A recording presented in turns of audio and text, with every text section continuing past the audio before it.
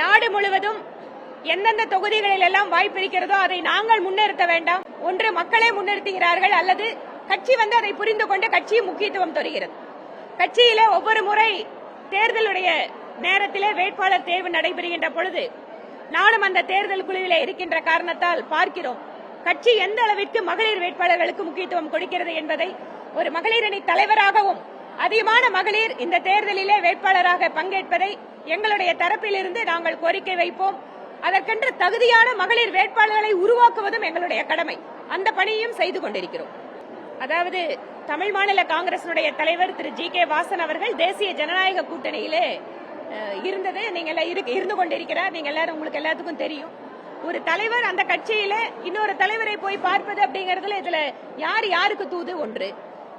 இரண்டாவது, ஒரு பிஜேபி கட்சியில ஒருத்தர் தூது அனுப்புறாங்க இல்ல பேச அனுப்புறாங்கன்னா அதை அந்த கட்சி அதை எந்த தகவலை யாருக்கு சொல்லுது அப்படிங்கறது கட்சிக்கு தான் தெரியும். மீது யாருக்கும் அதை சொல்ல முடியாது. நாங்க முதல்ல ஒரு அரசியல் கட்சி ஆரம்பித்திருக்கின்ற நடிகர் திரு விஜய் அவர்களுக்கு எங்களுடைய வாழ்த்துக்கள். ஏனென்றால் இந்த நாட்டில் எத்தனையோ அரசியல் கட்சிகள் இருக்கிறது.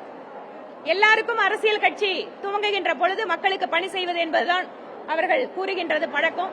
அதனால் அவரும் மக்களுடைய பணி செய்வதற்காக ஒரு அரசியல் கட்சி ஆரம்பித்து களத்திற்கு வருகிறார். வரட்டும். அதனால நான் அடுத்தது வரேன். நீங்க ஒன்னு சொன்னீங்க, பிறப்புக்கும் எல்லா உயிருக்கும். உண்மை. இந்த நாட்டில தான் மனித உயிர்கள் மட்டுமல்ல, ஒரு தாவர உயிர்களுக்கு, தாவரத்துக்கு கூட உயிர் இருக்குன்னு சொல்லக்கூடிய ஒரு நாடு இது. பாஜக பிரதமர் மோடி அவர்கள் மீண்டும் பிரதமராவதற்கு ஆதரவு கொடுக்கின்ற அத்தனை கட்சிகளோடும் நாங்க கூட்டணி வச்சுக்கிறது தயாரா இருக்கும். இதுக்கு மேல எங்களுக்கு என்ன வேணும்? பிஜேபி ஒத்துக்கிறவங்க, பிரதமர் மோடி அவர்கள் மீண்டும் பிரதமராக வேண்டும் நினைக்கின்ற அத்தனை அரசியல் கட்சிகளையும் நாங்கள் அழைப்பு விடுக்கிறோம். வாருங்கள். இன்றைக்கு நாட்டிலே 10 ஆண்டுகள் சிறப்பான ஆட்சி கொடுத்தது மட்டுமல்ல, அடுத்து மிகப்பெரிய வாய்ப்பு இருக்கின்றது. உறுதியாக வெற்றி பெறக்கூடிய கட்சி, உறுதியாக மீண்டும் மோடிதான் பிரதமர் என்கின்ற சூழல் உருவாகி கொண்டிருக்கிறது.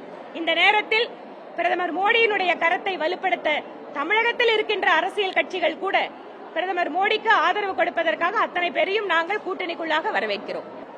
நாங்க தான் சொல்லிட்டேங்க, பிரதமர் மோடி அவர்களை ஆதரிக்கின்ற, எங்களுக்கு தேர்தலில் ஆதரவு கொடுக்கின்ற யாராக இருந்தாலும் நாங்க வாங்கணும் சொல்லுவோம். ரொம்ப கரெக்டா கேட்டீங்க. ஊழலுக்கு எதிரான, அப்ப ஊழலுக்கு எதிரான ஒரே கட்சி பிஜேபி தான் நீங்க நினைச்சிருக்கீங்க. நன்றி.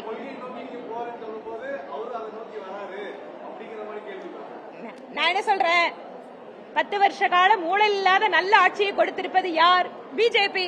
ஊழல் இல்லாம ஒருத்தங்க கட்சி ஆரம்பிக்கிறாங்கன்னா அப்ப என்ன அர்த்தம்? எங்க கட்சியை ஆதரிக்கிறாங்க.